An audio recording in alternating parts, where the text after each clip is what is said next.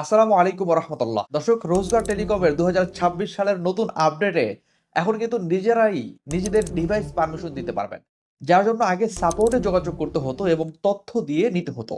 কিভাবে এখন করবেন চলুন দেখি। এজন্য আপনি আপনার নাম্বার দিয়ে দিবেন এবং পাসওয়ার্ড দিয়ে দিবেন। এবার লগ ইনে ক্লিক করবেন।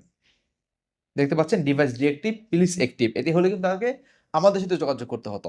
এখন কি করবেন, অ্যাপ্রুভড বাই ওটিপিতে ক্লিক করবেন, এসএমএস সিলেক্ট রেখে নেক্সটে ক্লিক করবেন। তাহলে কিন্তু আপনার সিমে একটি ওটিপি চলে আসবে। সেই ওটিপি দিয়ে আপনি লগ ইন করতে পারবেন। দেখতে পাচ্ছেন ওটিপি পাঠানো হয়েছে। আমি একটু নোটিশ দেখি আমার। এই দেখেন ওটিপিটা চলে আসছে, ৭১ ৪৪ ২৮।